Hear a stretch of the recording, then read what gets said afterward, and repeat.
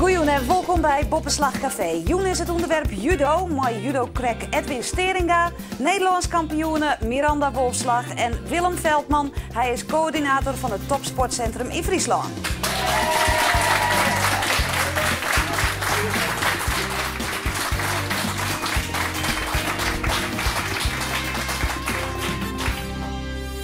En komende sneu spelen ze de bekerfinale in NOC. Maar Joen zitten ze hier in het publiek, de voetbalsters van SC Stiens.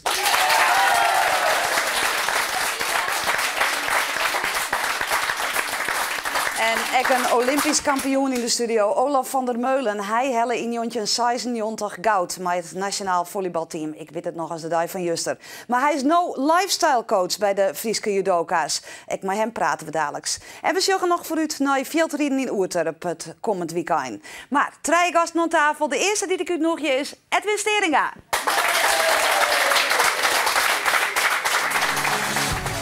Edwin Steringa is een van de beste judoka's die het Friesland ooit hoorn had. Hij is 8-voudig Nederlands kampioen, pleegt hem van verskaten EK's en WK's, maar Olympische Spelen helpt er krekt net. Hij turnt van de verneemde judoskwallen Kenam Jong in Haarlem, maar als hij waarom komt in Friesland verbaast hij hem als judotrainer over de mogelijkheden. Hij begint als trainer, had haast alle judoclubs in Friesland beloond, maar dan is hij er klaar mee. Al het Frieske talent gaat verlen, Safin Steringa. En hij een aantal jaar rocht hij de judoskwallen aan op een sfeervol industrieterrein in Drachten. Nou zit de squallen bij Sportstad Jervin. Jonken de judoskwallen is Steringa echt bondscoach bij de junioren. Maar ik Huizinga van de vrouwen, Steringa van de maalje. Ja, Edwin, waarom eigenlijk maalje? Ja, waarom mooi. Nou, op dat moment weer er een vacature kwam er vrij voor de heren bij de junioren. Ja, en daar ga ik toen op dienen. Dus vandaar dat uiteindelijk de jongens worden. Oké, je hebt net maar voorkeur. Nee, ik heb absoluut geen voorkeur. Nee, absoluut niet. Nee, want ja, mijn vrouwelijk werkje is oors als mijn mali? Het is natuurlijk wel oors. Nou, vertel. Af en toe is dat... natuurlijk in bepaalde opzichten misschien nog wel moeilijker. Hè? Ik bedoel, een vrouw zit toch iets... Nou, ik denk misschien mijn vrouw, ja. Oh, want? Ik denk af en toe dat je daar misschien nou wel meer mee praten moet dan maar jongens. Op een gegeven moment is maar jongens... want vrouwen zitten... Nou, die zitten wat moeilijker in elkaar. Oh, op wat voor manier dan? Nou, wat ik net kreeg zei, het is af en toe mijn vrouwje natuurlijk dat er iets meer aandacht in maakt dan bij de man. De man is op een gegeven moment zo, oké, trainen is goed, maar de vrouwje wil ik wel een beetje een uitleg erover krijgen hoe het in elkaar zit. Ja, dus zo benijst Huizinga net? Nou, ik denk dat het voor Huizinga een mooie job is en ik ga een prima job bij de heren, dus we willen het mooi zijn. Nou, bist ook voor mijn gevoel judo. Bist judo. Ja, eigenlijk... Ja, hele leven al en dat giet ik me terug. Wat heeft hij zo beet houden aan dat judo? Wat had mij zo beet houden? Nou ja, het is natuurlijk eerst als je een eigen carrière begonnen bent. En daar had je natuurlijk het beste uithalen gewonnen. Achterna komt erachter eigenlijk dat er misschien wel meer in zitten hier. Alleen dat hier toch wel een beetje met de omgeving te maken. Ik had op een gegeven moment natuurlijk elders zocht bij de beste sportschool in Nederland, bij KNMU in Haarlem. Dat weer toch wat te laat. Nou, en misschien is dat wel mijn drijfveer dat ik toch dacht van, nou, judo is sowieso mijn speeltje. Omdat dan misschien inderdaad je zat te creëren voor de Friese judoka's. Dat inderdaad dat je gewoon aanwezig is. Ja. Dat hier ook een goede judoclub is. En dat is denk ik mijn grootste drijf. In mijn eigen tekortkoming van mijn carrière, dat ik het nou draag. Maar toch, wie is het Frieslands beste judoka, wat in het filmpje zijn? Wat wie nou voor jou nou die allermooiste overwinning die ze ooit hebben? Nou, mijn mooiste overwinning wie dat ik de Universiade won. De Universiade is een nabootsing van de Olympische Spelen, alleen dan voor studenten. Daar heb je echt een echte wereldtop aanwezig. Ja, en de nabootsing van de Spelen wie daar ook. Dus dan had je toch een beetje het gevoel dat dat toch eigenlijk mij maken had. Ja, en dat die Spelen er nooit kwam binnen voor jou? Ja, dat is heel pijnlijk geweest. Ik had me daar natuurlijk jaren voor in het snot weten te trainen. En dat is wel moeilijk geweest. Ja. En ik heb wel een nominatie helemaal, maar ja, ik weet er nog 4 van verwijderd. Ja. Dus dat is wel jammer geweest. Ja. Maar misschien, een van de vrouwen die hier heel goed is in Friesland, dat is Miranda Wolfslag. Misschien dat die het helpt. En die nodig ik nou uit om je bij ons te scoren. Miranda Wolfslag is binnen in jontje 88 en had dit dus nooit bewust meemaken. Dat hindert niet, want Miranda is toch altijd al dwaande met judo. Ja, ze had ik nog even gestund, maar even haar trainer doet ze dat met de elegantie van een olifant. Miranda krijgt het vechtsportbloed met de breileppel in jetten. Hij jouwt les in jiu-jitsu en mem judo't zelfs ook. Miranda judo't in Jouwert bij Sportskwalla de Leeuw en na een peri blijkt dat ze talent had. Na 4 bronzen medailles op het NK bleef ze 3 weken lang haar rechterpunt. Ze wordt in de klasse onder 52 kilo Nederlands kampioen. Ja, Miranda, ik wil toch even weer rondkomen op dat turnen. Als een olifant. Ja, ik heb het geprobeerd, maar ik was er niet zo sierlijk genoeg voor. Ik vond het wel heel leuk om te doen, maar ja, keuze judo en turnen, dan is het snel gemaakt. Ja, ja. Want het zijn totaal verschillende sporten. Heel verschillend. Ja, Ja. het was dus ook echt iets van, ja, die turnen, dat lag me dus ook niet zo. Nee. Nee, het was echt, ik vond het heel leuk om een beetje mee te doen. Gewoon vooral de rekstok, de brug, dat maar ja, komt ook meer op kracht aan. Dus het dat is eigenlijk wel de vrouwelijke Epke, steeds maar dan net niet. Dan net helemaal niet. Nee, oké, het judo en daar heeft wel een heel soort succes in. Nou lees ik op die site, of van de familie in elk geval, dat is net in een rokje dwars erin. Vanwege de beulerij van Edwin. Wat is dat? Ja, die Ik slacht bedoel, ons wij hadden allemaal af krek al daar. gehoord dat er net zo volle mijn vrouw heeft, maar... Nou ja, hij is heel streng voor ons. En nee, het is, ik heb gauw blauwe plekken. Ja. Ja, het is in judo toch al die veegjes, ja, die komen ook tegen je voet aan. Dus dat levert nog wel eens een blauwe plek op. Ja, maar dus niet echt vanwege de beulerij. Nou, niet van de bullerij. Nee? Hij is ook wel eens aardig. Maar zit je gauw onder de blauwe plakken Ja. in judo? Ja, dat is Het is toch... een gemene sport, want die krijg je dan van kniepen. Ja, nou, het is een contactsport. Dus, Oh ja. Ja, ze willen wel eens knijpen, even op een niet aardige manier een beet pakken. Dan heb je Oh. dan geven wat snel iemand mee. Oh, en ik denk altijd maar dat het houtgrepen en weet ik wat is. Maar het is dus eigenlijk gewoon kniepen. Het is nog wel eens gemeen. Ja, Vrouwenjudo ja. Is wat moeilijker, dus ja, dat komt knijpen ook. Ja. En nou goed, dat rokje, blauwe plakken en zo. Maar hoe doet dat maar in hier? Want ik begreep altijd dat judoka's die hebben van die moeilijke eren. Ja, ik heb gelukkig geen bloemkoren, dat Nee? valt me mee. Oh ja, nou ja. En doe dan, Edwin? Ik had een beetje. Ik ben er altijd wel heel voorzichtig mee. Ik ben altijd wel een beetje ijdelwest. Dus ik ga altijd maar een waterpolo cap judoën.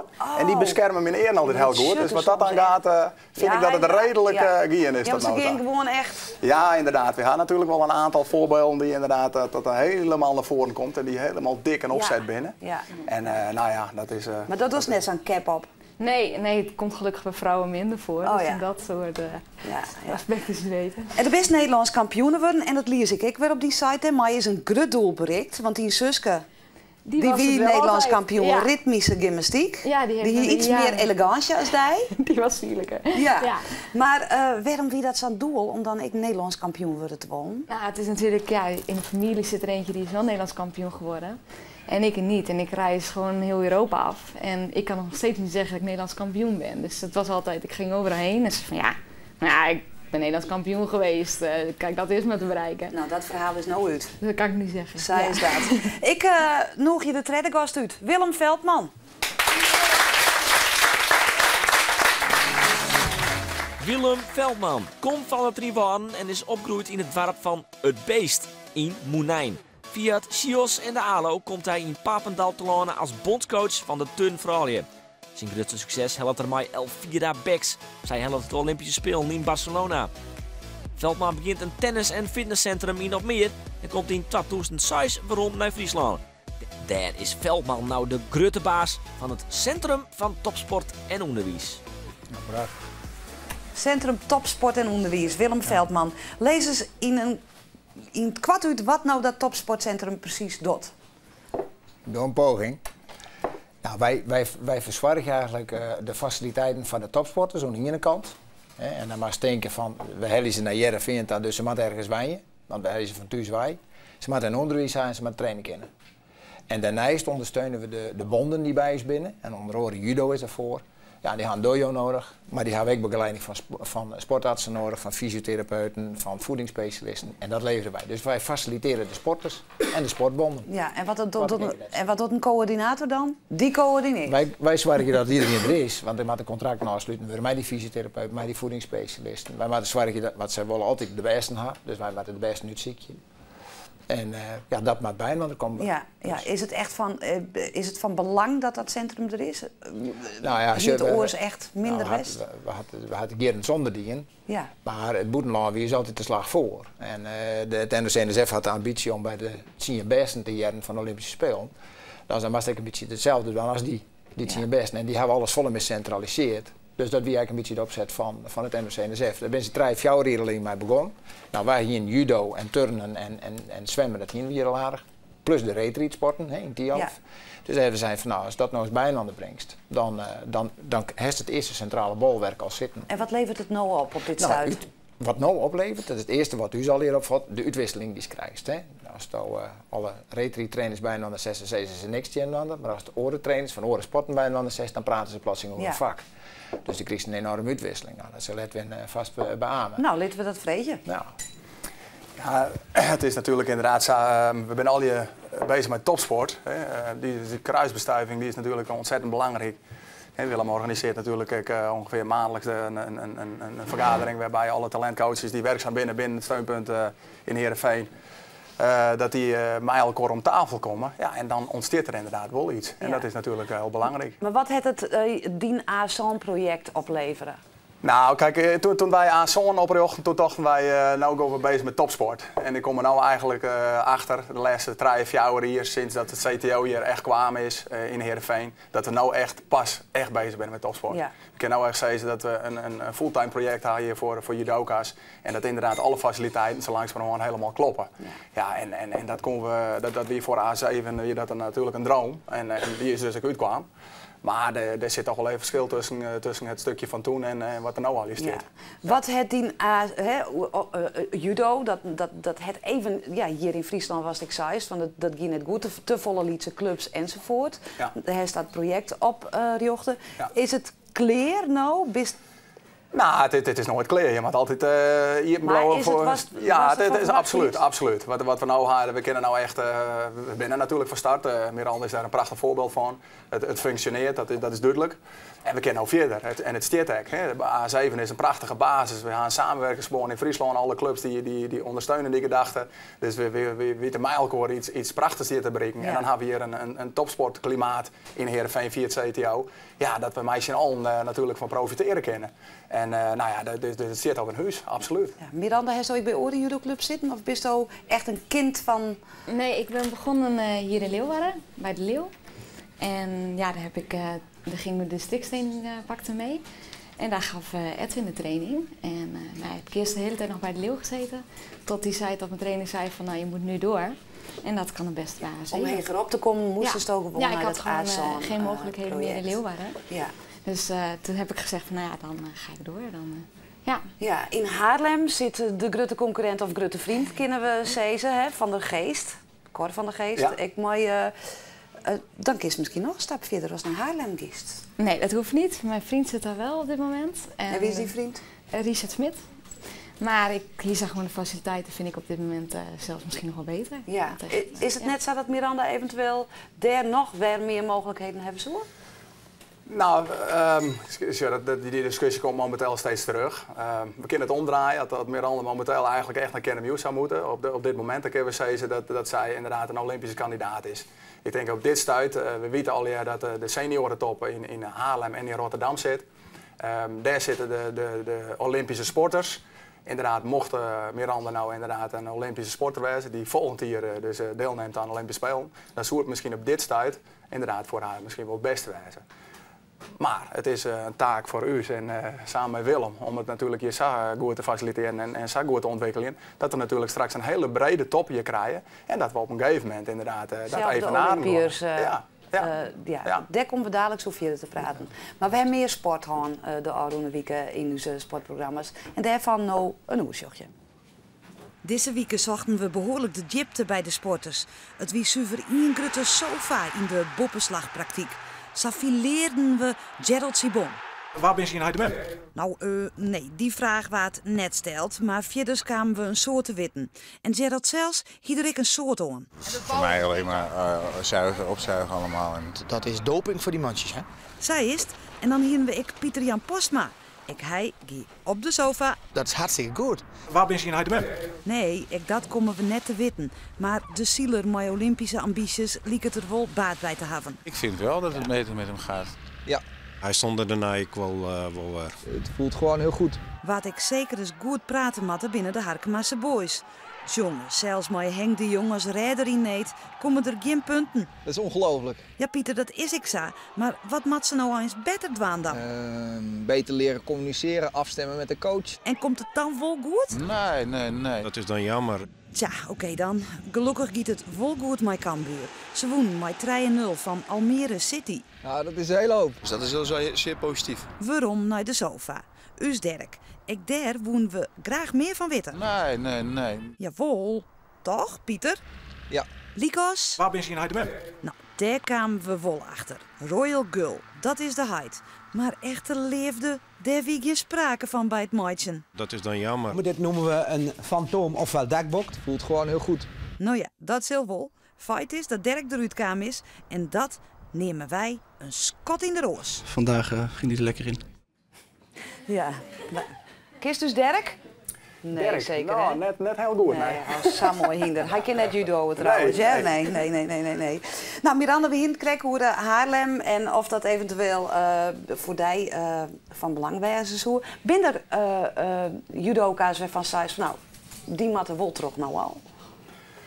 Nou, ik wil toch even niet kwart uitlezen. Ja, lees het uit. Ja, precies. In 2008 toen hadden we natuurlijk een evaluatie binnen de Judobond Nederland. Ik ben lid van de technische staf, omdat ik bondscoach Jong Oranje ben bij de heren. Van die technische staf maak ik deel uit Marjolein van Unen. Dat is de bondscoach dames. Daarnaast Maarten Ares, bondscoach heren. En Mark Huizinga, bondscoach junioren dames. Voorzitter daarvan, of technisch directeur van die technische staf is Cor van der Geest. Oei, dat is hij al. Daar is er al. Ja. Nou, Cor van der Geest is natuurlijk mijn trainer destijds bij KNMU. En nu is het een hele goede collega van mij. Nou, en wij willen natuurlijk ook met het Nederlandse judo willen we echt iets bereiken. En op een gegeven moment hebben we zijn van nou, voorheen wordt het altijd door clubs droegen. Dus dat is in het Nederlandse judo. Maar dankzij het NOC-NSF, dankzij de CTO's, ben er steeds meer mogelijkheden. Vroeger wie Papen al wie het ideaal beeld, nou hebben we het al in Heerenveen. Ja, daarom. Nou, op een gegeven moment hebben wij natuurlijk na die evaluatie van de Spelen, we hebben het op hartstikke goed dingen gehad, hebben we bezongen van ja, wat is nou goed? En op een gegeven moment hebben we zijn van oké, die clubs moeten wel bestaan blijven, maar we willen 4 steunpunten in Nederland willen we oprichten voor het Nederlandse judo. En natuurlijk zit er Haarlem bij, dat is de club van Cor van der Geest, en daar zit Rotterdam bij. Dat is de grote club van Chris de Korte, wat Mark Huizinga zelf ook ziet. En daarna hebben we gezongen van oké, we willen een 4 steunpunt, welke plakken zullen er nog meer bij komen? Nou, toen ik wie gelukkig ik natuurlijk lid van de technische staf, dus ik kwam al heel snel natuurlijk met het Heerenveen gebeuren. Ja. En omdat er een CTO zit. Nou, op een gegeven moment hebben we daar natuurlijk, daar hebben we goed de oernijtocht. En op een gegeven moment ben inderdaad Eindhoven, dat is dan lekker CTO, en Heerenveen ben dan de 2 steunpunten die erbij kwamen. Ja. Dus dat is Rotterdam, Haarlem, Eindhoven en Heerenveen. Met 2 steunpunten hebben goede CTO's achter hun staan. Ja. Nou, het is wel zo, dat zijn nog beginnende steunpunten. Er is nog een stukje ontwikkeling wat er plaatsvindt. Het is duidelijk dus dat Nederland een lidsland is en dat we oppassen moeten dat we op die 4 steunpunten, bij wijze van spreken, senioren... Ja, dat wil je weer verspraten. Ja, dat we verspreiden. Maar wat vooral Willem nou spelen om... Hem in zijn programma en haar in haar programma het beste te ondersteunen. Dus als zij zegt, joh, ja, we moeten meer typen in de zin van begeleiding, dan moeten we dat het beste meisje. Ja. En Zolang daar ben je hem op een goede wijze. Ja, zolang het zij ontwikkelt, dan vinden wij het verantwoord om te zeggen, dan moeten we weer blijven. En dat hebben we net alleen bij hun, dat hebben we met turnen precies hetzelfde. Ja. En die begeleiding heeft best goed van elkaar, hè? Want je hebt een lifestyle coach. Nou ja, goed, ik bedoel, als hij zijn trainingen aan had, ze zit net met op squal en dan wij in zijn buis. Ja. En daar moet ze ook begeleid worden. Ja. Daar hebben we een lifestyle coach voor. Ja. Nou, dan Dus ben ik wel heel benieuwd, Veldman, wat nou die lifestyle coach doet. Nou, een lifestyle coach, nou ja, als je heet hem bent er net meer. En het ben de pubers bijenwander en we hadden er 50 bijenwander bij. Het gaat hartstikke best, maar er was toch even een eindje in het zeil gehouden. Nou, en het is ook een stuk ontwikkeling. Van hoe is men die vrije tijd om, hoe is men die rust om, hoe is men die niet om. Nou, daar hebben we een taszicht op, dat wie er in het begin net. Wij zijn daar maar een topsporter voor hebben, die zit er dichtstbij. En die zit daar. En die zit daar. En dat dus, is Olaf van der Meulen, die is de lifestyle coach. Die doet het nou Jelly. Ja, die doet het een Jelly hier. Olaf, wat doet precies met die topsportjongeren, zeg maar? Nou, in eerste instantie zijn er afspraken tussen het CTO en de Oranjewoudflat. En die afspraken, ja, daar moeten ze zich aan houden. Ja. Dus dat is een stukje controle. Oh, dus toen ben jij de boeman? Nee, dat wil ik ook niet zijn. Maar er zijn bepaalde normen en waarden. Ja, oh. En ja, daar horen ze zich aan te houden. Ja, maar stiest toch bij de door? Nee, ik eet 3 keer in de week met de sporters mee. Oké. En dan maak ik een praatje en dan hou ik het een beetje in de gaten. En ze kunnen bij die komen als ze problemen hebben. Ja. En als ik een probleem heb of ik vind een rekening ergens, dan ga ik ook vragen hoe kan dit, hoe kan dat, hoe komt dit. Ja. Nou, en dat zoek ik dan even uit. Ja. De is zelf topsporter West. Hier niet bezoek ik? Nee, want wij woonden ook gewoon thuis. Ja. Hè, dus het systeem is anders. Ja. Wij maar als dan nog zo'n lifestyle coach handhieft, wie die leven dan ik oors verroen? Of, weet ik niet. Nee, dat misschien het is een vraag van, je hebt een bepaald beeld van iemand. Maar of dat zo is, ja, dan moet je 24 nee, maar uur ik bij hem bedoel op de gewoon lip van zitten. hier dat moment West. Je zult er altijd van leren. Ja, want ik denk ook van, mensen zagen mij ook op een bepaalde manier. Ja, en dan krijg je een stempel opgedrukt. Ja. Nou, dat is het voordeel dat ik dat weet.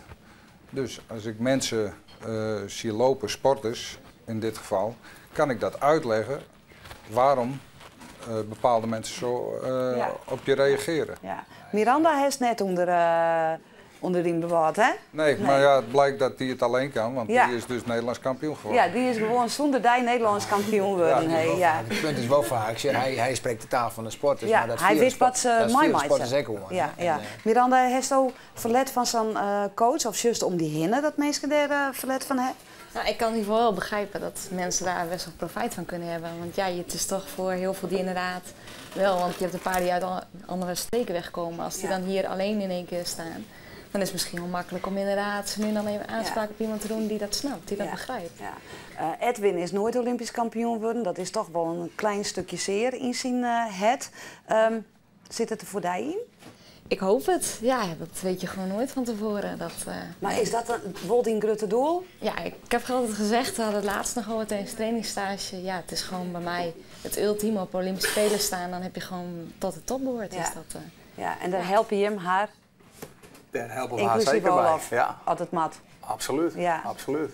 Ja, er zit een team van zo tussen de 20 en de 30 mensen omheen, als het helemaal vol gaat. Ja. Dus Nou, daar rekken niet op. We zijn alweer online. Haast. Goed. Want we moeten het ook veldrieden hebben. Ja. En dat is komend weekend in Oeter, Berend Postumus. Veldrieden, dat is lekker fietsen door de drek, in elk geval met deze Rijn. Ja. Hebben Frieske cracks die er om mij doggen? Absoluut, absoluut. Want ik ken alleen nog Tine Schommers uit een vierverliezen. Ja, en Tine Schommers dat wereldkampioen West. Ja. Nou, die komt ik altijd te zien bij ons. Wij zijn van de Wielerstichting Oeter en wij doen samen met de wielervereniging Drachten organiseren we dit.